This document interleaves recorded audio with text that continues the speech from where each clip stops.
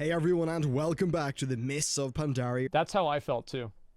Retrospective. I'm going to start off the second episode with an admission. I've lied to all of you. This is not part 2 out of 2. This is 2 out of 3. I wrote the first episode before I really scoped out the second one. Thanks, Bellular. Well, Mists of Pandaria is just such a rich expansion that there's no way it could all be covered in so little time. This patch cycle brought tremendous change to the game, and experimentation aside, there was just a ton of content added, more than we had really seen before, and for the most part, more than we've really seen since. How are you going to say a ton of content with a picture of 5.1? Things were not looking great. 5.2 is good, though. Beginning to depart in droves. With the launch not really having an amazing numerical success, therefore the burden rested on the patch content. Ooh, that was such a good idea, Blizzard dude. To deliver. I love Just 2 months after Mists of Pandaria launched, patch 5.1 released. This was actually amazing at the time, especially when the patch turned out to be so content-rich. It really wasn't the norm. They should have renamed that patch Subfall, because that's really what happened. 4 years with patch 7.1 of Legion, that Blizzard would do a similar thing, giving us a big patch close to launch. The initial story of Mists of Pandaria covered the early steps of each faction's elite. Sent there on an airship at great speed, we were supposedly far ahead of the actual armies. The job of patch 5.1 was to bring the war to Pandaria, and it did a pretty damn good job. The main content of this patch played out in 2 different ways. After a short initial quest with our faction leader, we established Lion's Landing and Domination Point. Then, as our forces did battle in the no man's land in between either base, players would have daily quests to do, and it was mostly special forces kind of stuff. There's no reason to do any of this. Killing officers, general it was a complete waste of fucking time. Kind of thing. And I hated this. Gauntfell, thanks for 5 subs, man. They were kind of repetitive when you get down to it, even with Mists of Pandaria's big innovation of having a larger pool of potential daily quests than would spawn in a given day. This does seem a lot like WoD, for every faction in Mists, but it didn't really create the feeling of variety that the developers perhaps hoped for. As we tore our way through the dailies, we would, of course, get more and more reputation with the 2 new factions that came in with this patch. And here is where Blizzard did something great. There was a decently long set of quests that would be unlocked as you gained rep with the factions, and this meant that every few days you would have a new bit of story to do.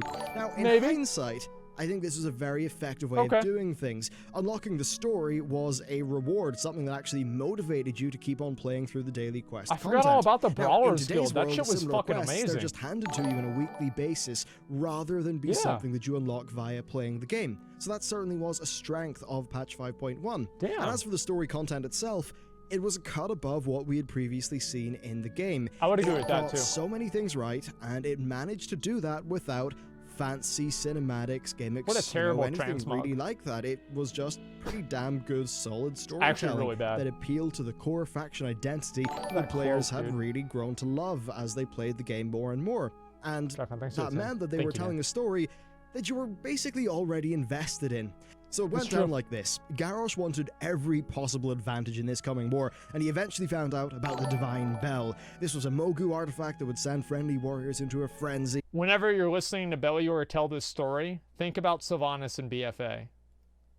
Strike fear in the hearts of the enemies, all that sort of spooky stuff. But there was a problem for him. The Night Elves, well, they already found it and took it to Darnassus. So, Horde forces managed to recapture the artifact, but in doing so, they led the Alliance to believe that it was carried out by the Sunreavers. Enraged at the apparent betrayal, Jaina ordered and personally led the Purge of Dalaran, basically slaughtering everyone who didn't surrender immediately. She was such a crazy bitch. Who did.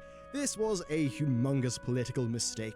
Lorthamar, the leader of the Blood Elves, was at the time trying to cut a deal with Varian and the Alliance so that the Blood Elves could switch sides, because guess what? They thought Garrosh was being a bit of a dick to everyone and was doing some spooky stuff. We were going to get Blood Elves? On Pandaria, Garrosh did eventually get his hands on the Divine Bell. And Jaina ruined it. To confront him, and well, this showdown was a pretty cool little event, nearly killed Anduin, but it did destroy the Bell, denying Garrosh a key asset. And overall, it was just a really good, well-told story. Now, this also brought some new scenarios into the game, and these were heavily focused on this faction conflict, with the patch adding 2 for each faction, plus a scenario that was available for both.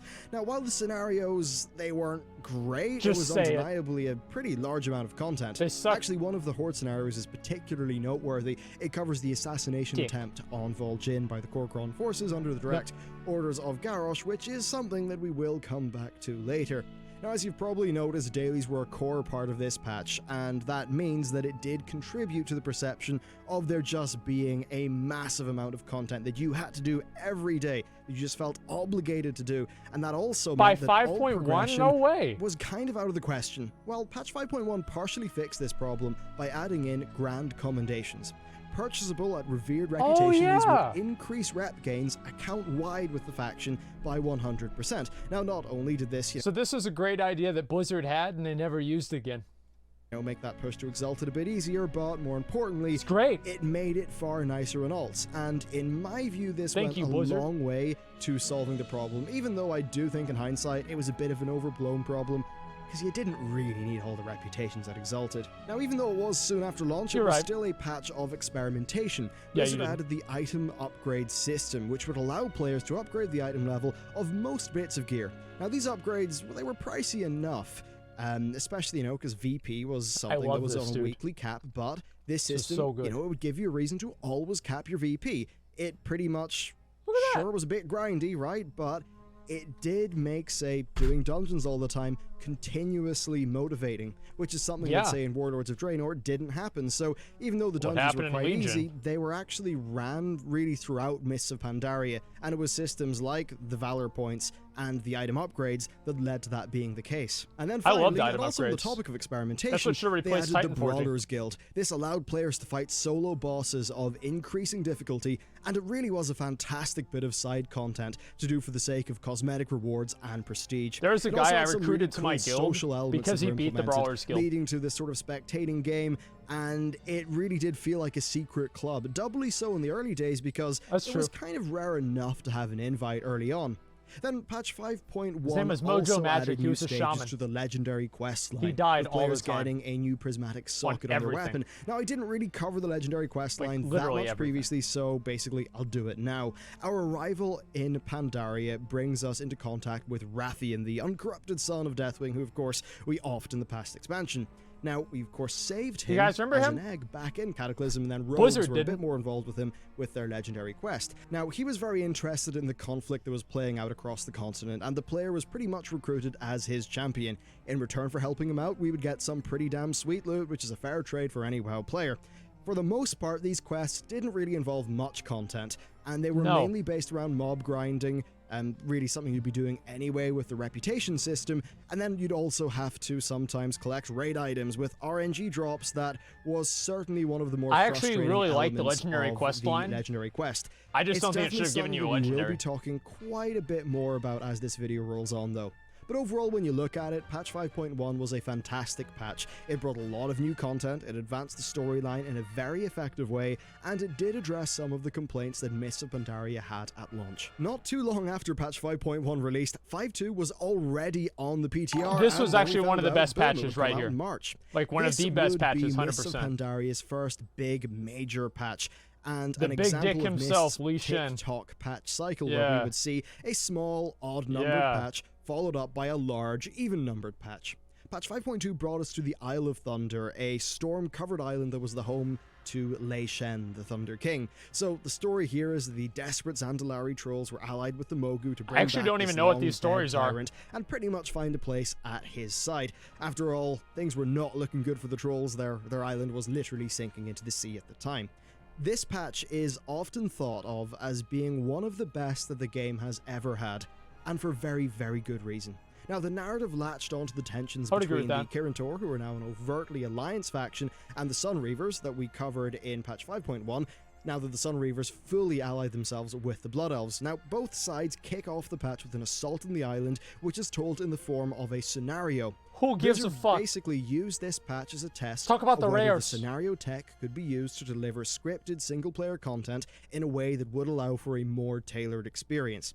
Then, after securing our tenuous foothold on the island, the first set of daily quests unlocked, and each day you would be sent to a few of the total pool of daily quest areas, and then as you completed these quests, your server would actually progress the siege of the island, and then every time they tried to do Isle of Caldanus again, basically. A story scenario would be unlocked for you to do. This would push the story forward and also unlock new quest areas on the island, as well as lead to the construction of permanent bases for the Kirin and Sun Reavers on the island. Now, while I was more invested in the actual plot of the 5.1 story, these quests were of a higher quality, and they he's a Thunder King, but still. Blizzard scenario tech what the could fuck? be used for more than just the 3-player queued PvE content that they initially launched with. Now, the story was split between our efforts to thwart the forces of that guy's big too. Zandalari, as well as skirmish with the other faction, and this really led to some actually good character moments. And take note here, Blizzard, they did not require a big flashy cinematic or anything like that. All they needed was some good dialogue, and it just worked. That made sense. The Shadow Pan led by Taranzu acted as a mediating force, imploring us to set aside our differences. That's the mount that never gives me the mount. Deal with the actual problem that we faced. I remember him. Overall, it was a pretty damn engaging slate of content that would keep you invested in the game for a good few weeks. But then the island itself had more to offer than just these quests. There was a chance for you to get a key after completing your dailies. This key would take you into a special scenario. I forgot all about this. Thunder King. It was an Indiana Jones style raid. Oh my god, this was so badass. Traps, guards to sneak past, and puzzles to solve. You basically had to make your way through with precision, striking a balance between speed, grabbing loot, and you know, progressing further, trying to beat the timer and get to the end. Chests could contain gold, bonus roll currency, other minor rewards, and the chest keys as well. I would do this every single week, man. The chests were important because when the timer ran out, your Shadowpan allies would yank you out of the trove, and you'd be left in the final treasure room. I don't know why they don't do this more often now. You would open as many of those final chests as you had keys, and these could contain loads of gold, various useful items, as well as a pretty rare chance to get some gear. This was one of the coolest bits of content that World of Warcraft, in my view, had ever had. And they took it out. Creativity and challenge. Just a truly fantastic, unique addition that genuinely felt different to most of the day-to-day content that you did. Normally having, you know, one such bit of content like the treasure trove is, you know, you count yourself lucky. Not the case here. We have the Warlock Greenfire quest, easily one of the best bits of class content to ever be put into the game. It had a really cool quest line, the sort of like brilliant like infiltration scenario of the Black Temple. This is a class order quest line before their class order halts. Challenge for Warlocks. This is fucking amazing. I love this. It was completely tailored to their class mechanics. It forced you to fully play the class, and it was brilliantly tuned. I did it in 2 tries. Also brought a new take on rare mobs. They were fewer in number, but with greater difficulty, and this mainly worked as a way to break up what you were doing while you were questing. A rare mob would spawn, you drop what you were doing, and you just run over to kill it. And that helped to break up the pace. Then, of course, moving on to the PvE front in terms of group stuff, it had one of the best damn raids in the game. Throne of Thunder was a fantastic instance that featured a range of bosses that had pretty damn different feeling mechanics, topped off with Lei Shen, who was one of the finest raid bosses the game had ever had. At the time, Lei Shen was actually considered to pretty much be the best heroic end boss that was in the game, ever. Maybe. Of course, it wasn't completely perfect. He was really, really good. Was a bit off at the start, with 10-player being overtuned for the first few weeks. Definitely an example of the differences between 10 and 25-player boss design when they're trying to maintain an equal difficulty between the two, and how, you know, group size, the availability of a wide range of utility options. That never happened, by the way. Impacts balance. And then later on, some of the bosses, like say the twin sisters, or were they sisters? I don't think they were sisters. No, it was twin consorts. You better hope they're not sisters anyway. That was a pretty easy fight that maybe should have been a bit earlier on in the progression. But overall, it was a fantastic raid and one that I was heavily invested in at the time. The legendary quest was of course involved, and this time we had a great scenario, which was a leg up over the previous legendary quest content. That said, this patch did bring a very controversial system that we very much feel today: Thunder Forging. Some gear would drop at a slightly higher item level. Now, it's funny thinking about the reaction to it back then, given how much more variability the current Titan Forging system has. I think it's fair to say that it wasn't ideal for the heroic raiders, but it probably wasn't a terrible thing for the other difficulty levels. It didn't matter.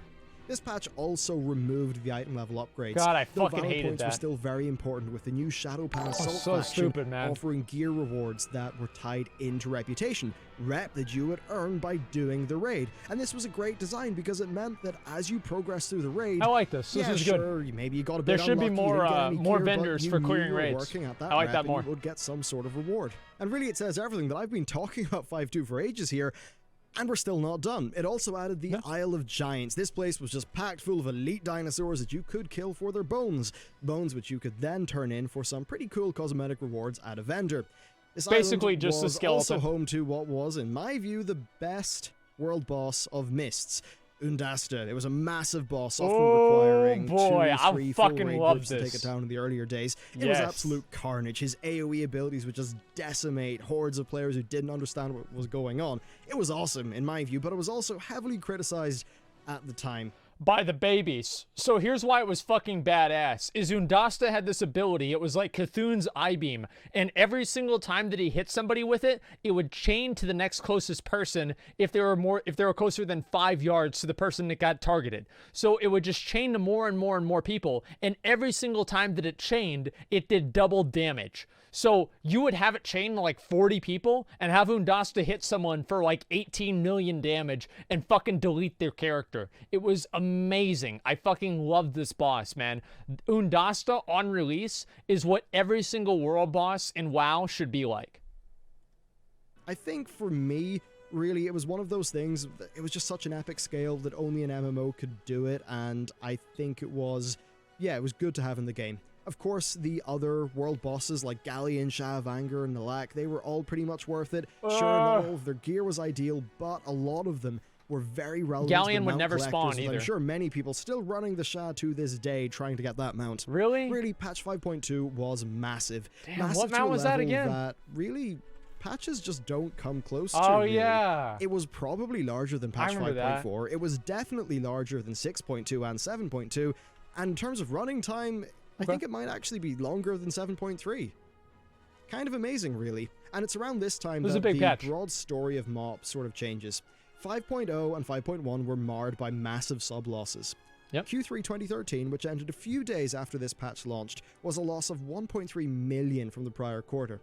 The first full quarter of patch 5.2's life, Q2 2013, was a smaller loss of 600k. Only 600,000. But things were beginning to turn around. 2 months later, patch 5.3 arrived, and this is a strange one. Much like 5.4 that would eventually follow it, I thought this one was dumb. I never liked this one. Rather than make a bunch of content and slap it into the game, they instead tried to build a dynamic feeling war zone, something that would really capture in gameplay the narrative that was going on at the time. Let's talk about that narrative. Both factions had an introductory quest line, with the Hordes being far, far more interesting. Oh, Garrosh this is had the video. angered the other Horde leaders, especially Vol'jin with, that little cheeky assassination, which led to an open rebellion.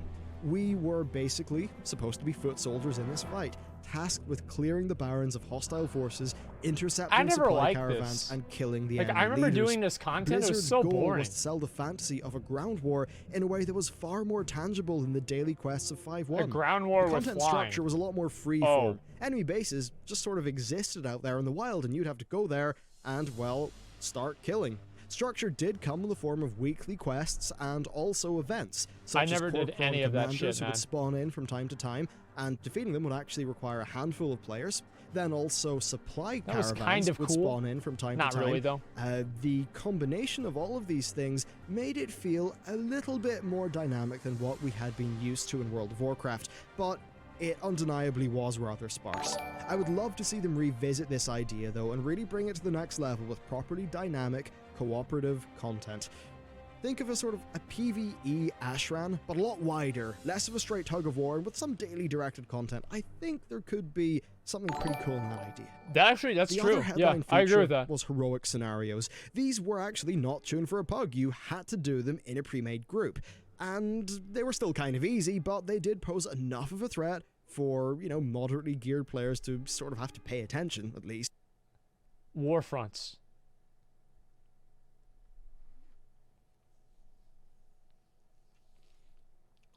Heroic scenarios sucked. There was no reason to do them outside of the gear. They were not fun. They were not engaging. I remember by the end of Mists of Pandaria, you could say heroic scenario to me and I would get a headache. And they fast became the way to get VP capped for a week as well, so they were actually done quite a lot. So basically, the regular scenarios, I thought they were a bit of a dud, but these were of a decent enough they're quality. island expeditions. Then PvP with players no mounts also found themselves with a new battleground, something that has not happened since, almost 5 years later. I feel bad for the PvP players. And then they also had a new arena, which is pretty sweet as well. Finally, the legendary quest had a new leg to it that ended up being really cool. It had a role-specific challenge. Now, sure, these weren't hard, but they were, I think, a pretty fantastic addition. And in terms of storytelling, this and the content of 5.2 were really the best that we had seen with the legendary quest. It was a pretty good example of Blizzard taking us on a journey and really having us spend time with Rathian, who is fast becoming one of the more interesting characters in the game. It's just a shame about some of that raid drop RNG, but Rathian and Anduin are like gay lovers up there playing chess with each other all day. Its ideas are worthy of merit, and the goals I think are laudable. Perhaps we will see the full potential of an in-game war be realized someday. And let's end today's video by checking in with the subscriber count, because this is the real story. Okay. While the game did post a loss, the quarter of patch 5.3's introduction was only a loss of 100k, a massive decrease from all that had happened before it. All the while, Blizzard were adamant that these losses were primarily from Asia, which at the time seemed like an excuse to me, but I have been able to since independently verify the veracity of that with a primary source outside of Blizzard, though obviously I don't want to get anyone in trouble, so I'm gonna leave that one there. But really, things were looking up for World of Warcraft, and at the time, there was great hope that Blizzard could turn the tide. I trust Bellular. Assuming you were invested in Mists of Pandaria, it really felt like Blizzard were taking good care of you. There was a lot of patch content coming out, and it's fair to say that at this time, just like your little baby. That's why they babied you along the whole time. After, you know, the expansion did initially struggle to find its footing. So, join me next time for the breakdown of patch 5.4, something that would be the template for future outdoor content, and, of course, the breakdown of Mists of Pandaria's legacy, which is something that really has lasted long into the future. It's funny that the expansion, which was a departure from the traditional storytelling of World of Warcraft, basically an expansion of the RTS, is also the expansion where Blizzard really started to get creative, to tell their own stories, and to really play around with what a World of Warcraft patch was, with each one of this expansion's patches having quite a lot of iteration and experimentation within it. But that's it for this video. If you'd like to support content like... So I think he's kind of right.